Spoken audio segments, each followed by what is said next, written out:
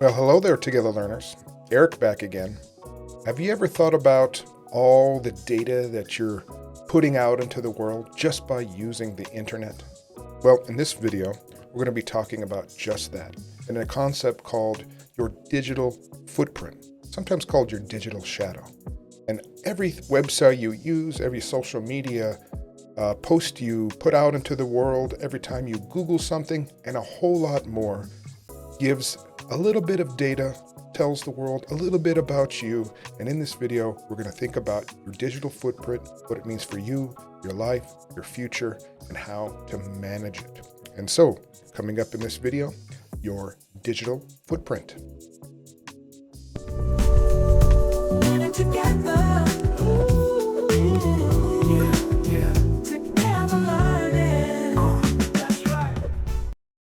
Okay, so this is in a series of videos that we're putting together, not just your digital footprint, where we're talking about all things digital citizenship. And this is a full course available online at togetherlearning.com, but also available to my students at the various colleges I teach at. Digital citizenship, in my opinion, is one of the most important subjects we need to be learning and teaching in this day and age, how to be a better, more responsible, engaging member of society using the internet and using online means. So more about this course and the things you can do about it, perhaps at the later portion of this video. So first, let's think about you and your relationship to the internet. Data is everywhere. And if you have been around a while or you've been using the internet for any period of time, several years, you notice that it seems like the amount of information that's available just keeps increasing all the time. Right? Libraries of books get bigger, volumes of videos on YouTube keep expanding, right? This data is everywhere, and it feels like a wave crashing down on us sometimes because it's leading to things like misinformation, information bias. We can find information that kind of matches our own feelings and thoughts about the world, that we can find something that confirms what we want to believe. But let's think about it from a different perspective, because all of this data needs to come from somewhere. And companies that rely on large amounts of data need to gather that data in different ways to help promote their products, to help push their products forward, to help feed information into their products so they can become better and have more, in the age of AI, training data and large amounts of it to inform artificial intelligence. But all of this data is made by you and me and everybody else who uses the internet or uploads things. So for all of these systems to work well, we need to provide the data, you and me. And how that data we provide gets used, accessed, shared, sold, bought sometimes, is up to a whole host of stakeholders, from the companies themselves, usually the big ones we're talking about, like Instagram, Facebook, Apple, etc., to governments that regulate these things, to data brokers that share the information back and forth, and of course, individuals that try to exert their rights or make claims on their data being given or breached in certain ways on the internet. So your data, every time you use something, you're adding to the wave of data that's being put and available. And the clever ways that companies and governments and individuals are gathering this data, using this data, is getting more novel and used in more and new ways all the time. So data comes from you, it comes from me, and when we upload things, when we just click on things, when we just log in somewhere, we're leaving some log in some computer somewhere. We're in a database. We're in some sort of calculation. We've added to an algorithm. Everything we do is being collected and stored somewhere on the internet. So the volume of data just keeps growing bigger and bigger and bigger, like a wave. So knowing that data comes from us, everything we do is like walking on the beach, right? It's a good analogy, I think, right? Because sometimes as us, we think our data is not permanent, even in our own computers or iPhones or whatever device we might use. We notice that sometimes our data disappears. We lose our phone, we accidentally delete our data. That happens up in the cloud on servers as well, that things get lost.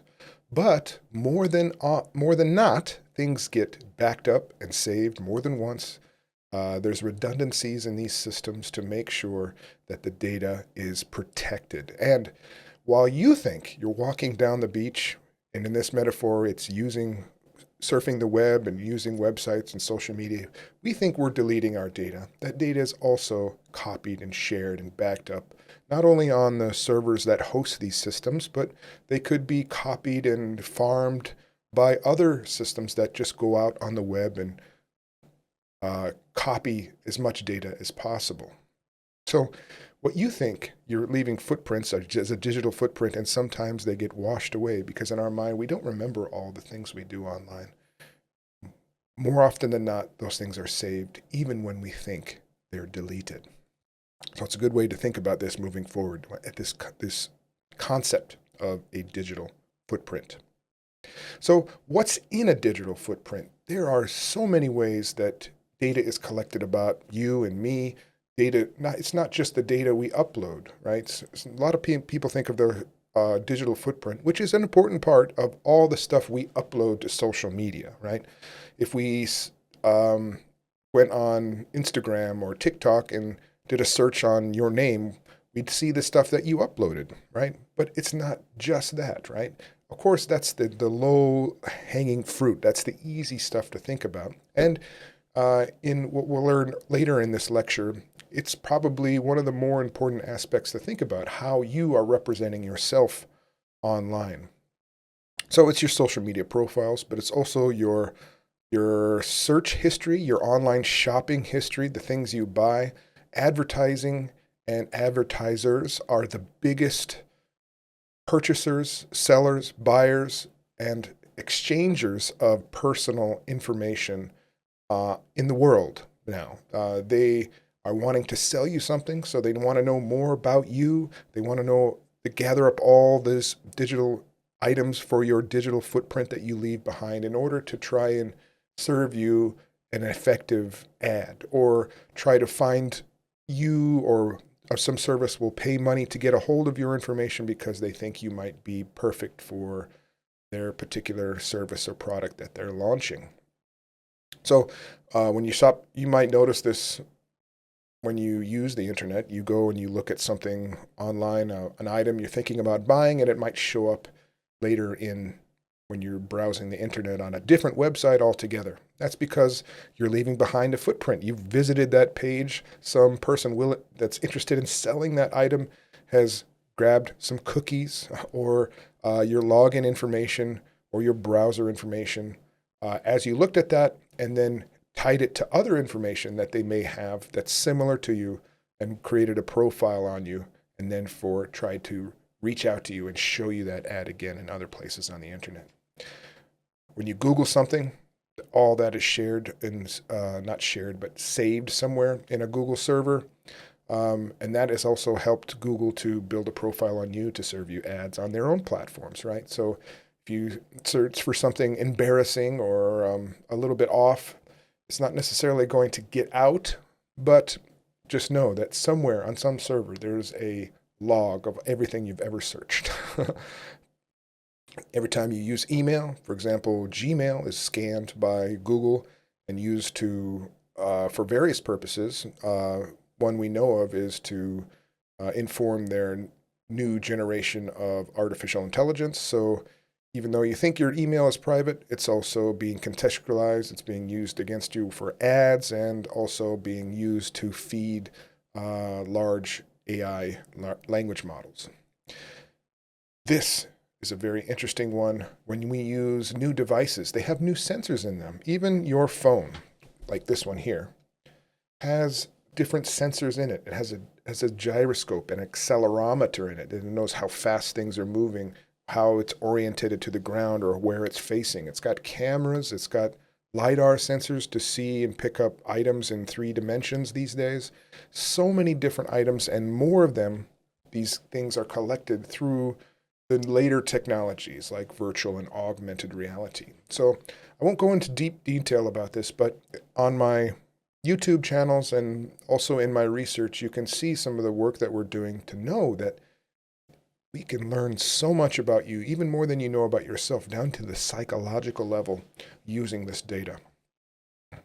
Of course, the pictures and videos you upload on social media or online or at various platforms can be you, and our facial recognition is now tied to a lot of these platforms. So it's not just where you upload them, you're being recognized and scanned and downloaded by various companies to build a profile around you. And these videos and photos aren't just pictures. They have what's called metadata attached to them, and that usually includes a set of GPS coordinates, a timestamp, the camera that was used, and various other kind of data points around the context of that photo or video. And so when you upload a photo or a video, it's also telling about who took it, who uploaded it, what camera was used, where you were in the world, when you took that photo, when you upload that photo, et cetera, et cetera. And all that data is used for various purposes as well, and a part of your digital footprint. Of course, there's 2 things down here on the bottom here. We have data breaches and also public records. So the government and things keep records on you about, in America, it's a social security number. In Japan, it might be my number and other records. And those are more and more being put online. And sometimes they get shared to companies. Even governments are selling data from time to time to public-private partnerships that could be for research or could be for even commercial means. Here in Japan, companies can buy your address if you fall. They can do a little research and see if you fall within a demographic or an economic range of salary, and the government will sell that information as a list of addresses, and therefore they know which mailbox to put in advertisements as they send around to try to get and drum up business. But data breaches, right? So this is the last point of this, and all of this is data collected on you, and most people on the internet are well-meaning, well-intentioned companies or people collecting your data for some legitimate purpose, whether to let you play a game or to store some information so you can share it with your friends. But that doesn't mean that all systems are perfect. Almost all systems are hackable. And so breaches get out. And we have what we'll learn in this course. There are different ways that companies react when their data is stolen. Sometimes they don't tell anyone because it'll damage their reputation as a company, and therefore we don't know our information has been changed or stolen or their information has been breached. Sometimes there's laws in different countries that will force companies to inform the public within a certain time frame. There's different rules around them, but just know that the data you put out into the world is likely to be scooped up by someone. And so as we start to collect more and more data, as your footprint starts to get bigger and bigger through all of these data points and more, even with the best intentions, it still might leak to the person that you don't want to have this information. Now, all of this is to be scary. We also have like a give and take with these items, right? We have news online for convenience and for things like getting a job and all these important things as well. So it's not necessarily to scare you and have you run away from these things, but we also need to learn to kind of move forward and help manage our digital footprint as well. So another way to think about this is the evolution over time, right? I just mentioned all the different ways this internet and services and social media companies and devices are able to collect information from you just by using them to increase the size of your digital footprint. But over time, this is steadily increasing, right? So when I was first using a PC back in the 80s, It wasn't connected to the internet, and data was almost not collected about the person saving it because it was expensive. It was hard to save information. It was hard to transmit information. And so, not until we got into very highly connected computers in the World Wide Web and the internet, then we started having databases open to other computers in a persistent manner, meaning always connected all the time, and that information started to build up over time. Now, individuals started uploading their own personal information in the social media era. That means in this area, maybe a company would upload things, or somebody would, as a hobbyist would get together and share all this information they knew or they had about a specific topic or person or thing.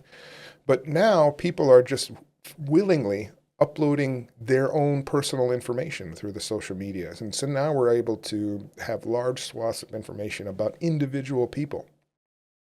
In the mobile era, now we're bringing our phones everywhere into our lives, into our, when we taking pictures of our meals and all these things, and all this data from our phone is connecting things, like I said before, like GPS coordinates and all these other things, radios inside that will know where you are and other signals that are connected to. And so it knows which phones are near you, therefore it knows who you're around, et cetera, et cetera. And so the data collected you increases, the surveillance possibility increases, and your footprint gets bigger and bigger. You see where this is going? Because the last point that I pointed out in the last slide, the last point, is the next round of these things, these wearables like smart watches and glasses, VR headsets, they even collect more data about you as far as your biometrics go. Things like eye tracking and head motion and skin galvancy, how hot your skin gets, or your temperature, or your pulse rate, and all that stuff that we're starting to use and gather to know about your mental state, your mental acuity, your physical things. We can even start diagnosing your possible learning disabilities or physical impairments through the use of these technologies. And moving forward in the future, we might learn in this course these things can be used in different ways, like understanding how much you need to pay for insurance. You might be at risk to an insurance company, particularly a health insurance company, after you use a headset that may give them some data points that kind of leads to say that you're either the type of person that doesn't take care of yourself or might be sick. I mean, it could be used in many different ways. And for example, your future career and being hired for a position. More companies are using this. Well, that's coming back in this lecture a little bit later too. All right. So we learned a little bit about your digital footprint, what it is, how it grows, the data we give up, and the overall state of data and how it's getting bigger over time. Now let's talk about how you and I might help mitigate some of these risks involved with using the internet and technology, because we all get benefit from these technologies, from convenience to connecting with friends when they're not around, to being able to purchase things that we can't purchase at home, or find information to help us with our homework, our health, or whatever that might be. So I want to give us some hints, some tools, and I want us to practice safe and kind of responsible, just the slightest measures to help keep us a little more secure. So doing a couple of these things will go a long way to managing your digital footprint. All right, so the first thing on this list is digital audits. And if you're taking this course with me, we're going to practice using different tools to audit yourself, to see what is available, what information might be available about you online. It's good sometimes, every once in a while, to simply Google yourself to see if there's something online, maybe set up with some Google alerts to see if somebody else has posted something about you and your name. But there's deeper ways you can go about this. There's now services out there in the world that will manage or survey different websites to see if information's being bought or sold about you. But on the social media, especially the bigger ones, they give you some tools to allow you to download what they've collected about you. And that's mostly because, especially in Europe and other kind of countries, they've forced these companies to allow people to know what data has been collected about them, especially the bigger companies. So we're going to practice doing audits in this class. Your settings, of course, there's this thing in especially bigger companies between opt-in and opt-out. And there's a big difference between them. And most companies, when they introduce a new service, they start collecting new bits of data about you. It is opt-out, meaning they'll start collecting that data without telling you, or maybe at the very least they'll tell you, but they'll hide it in these large kind of terms of service agreements. They'll say something like, our terms of service have been updated, but they won't tell you why, but it's because they're collecting more data.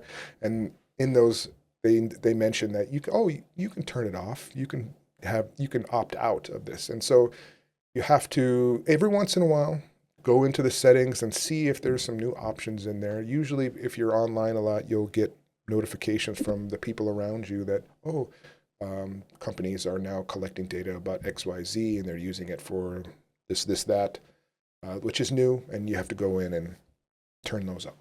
In general, you don't need to give up any more data than is necessary. And in general, companies, social media companies, apps will take more data than they need for the services they provide. So for example, if you have one of the most egregious examples of this, it was a weather app, one of the most popular weather apps in the world. You just download this app and it tells you the weather where you are, where you might be traveling. But it asks in the terms of service and when you use the app to take in tons and tons of data. And so it's a free app, but what they did is they were able to collect that data and use it, sell it, leverage it for other means. And so just because they're telling you the weather doesn't mean that they need all of those extra data points when you start and agree to it. So in general, if you can go in and turn some stuff off, you should.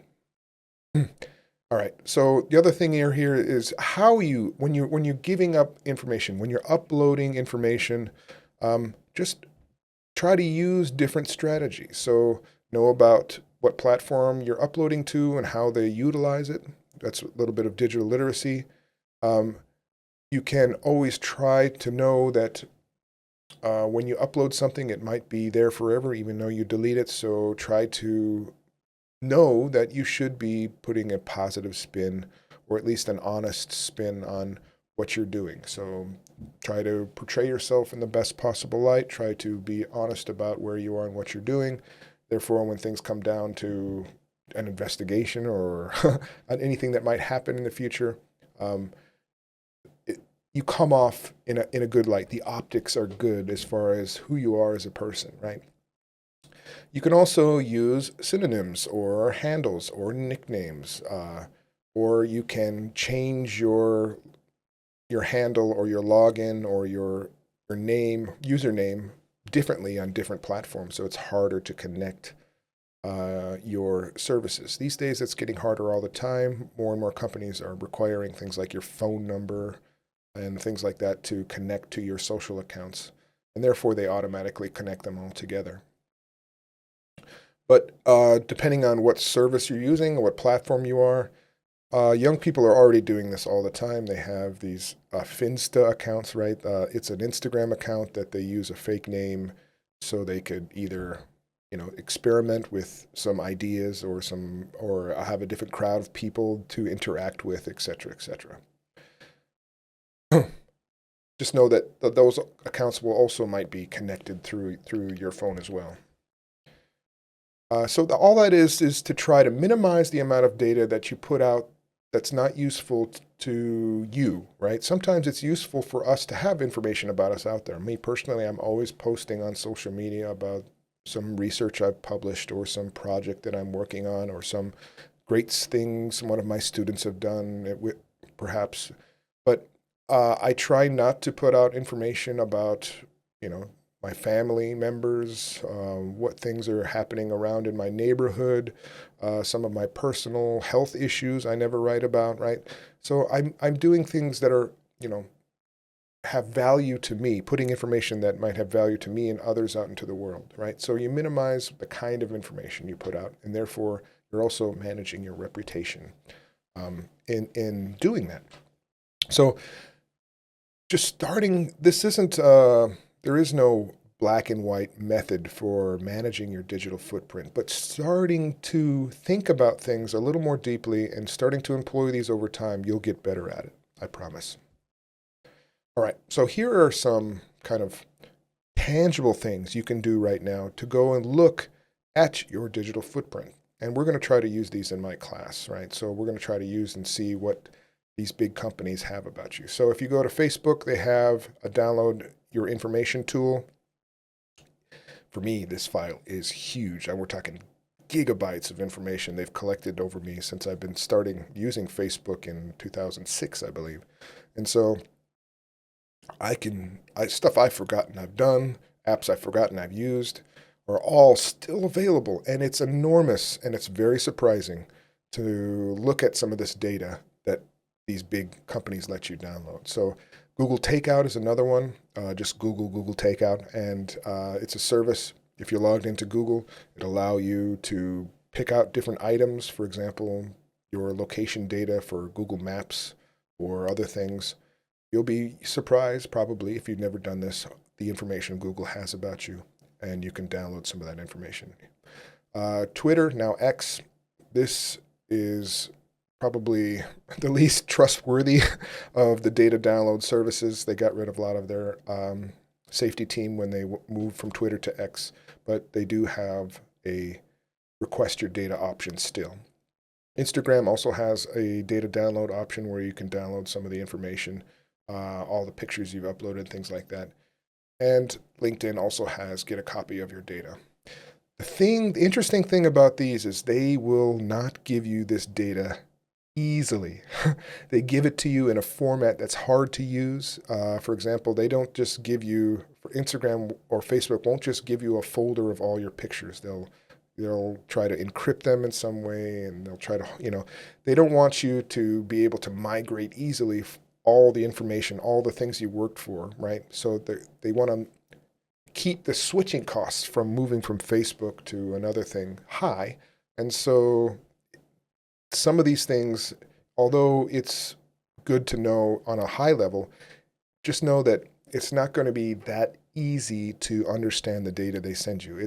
I think it's made on purpose by design to be a little cryptic, a little hard to use, and not necessarily, they don't spend a lot of time with the user interface for these particular items for the incentives for good reasons. And so if you're taking my class, we're going to practice some of these and look at them in an assignment.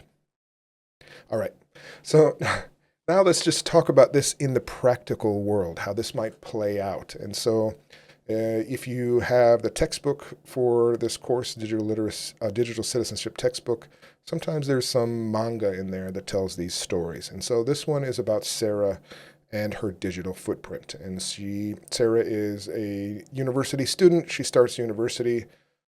She's 17 years old, something like that, and she's very happy to start university. She meets some students on the first day of class, and they celebrate. They go drinking, and she's not of drinking age yet. And she has a good time. She doesn't think a lot of it. People are taking pictures, and maybe she doesn't post anything online herself, but people around her are posting things all the time. And so she thinks nothing of it. She goes back to school the next day. She starts studying, and she eventually graduates. But when she goes to interview, she gets offered a job. She gets that great job, but just after they give her an offer, they did an audit of all of her social media, and she saw that she was illegally drinking underage. And so they ended up rescinding the offer to hire her because upper management, it was very close between a couple of different hires. And so poor Sarah didn't end up getting hired because of some of the information that was out about her that was a little bit negative out on the internet. Now, a lot of companies will do this now, but they'll be very quiet about it. And they won't tell you that they won't hire you because of something they found about you on social media, because in many countries and many situations, this is not legal. They can't hire or fire you based on something you've done, many years ago. And that's one thing that we'll learn about digital footprints in this course is it's both good and bad that everything we do now is being saved forever. Sometimes our mistakes should be lost, right? Sometimes. What do you think? So she has to work at a restaurant for a while.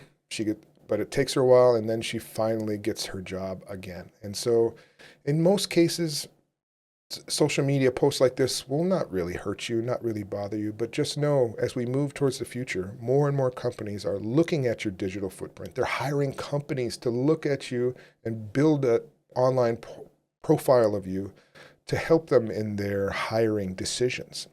And not only that, now that's going to come down to things perhaps in the future about your worthiness to join a program or get insurance or get a loan at a bank and things like that.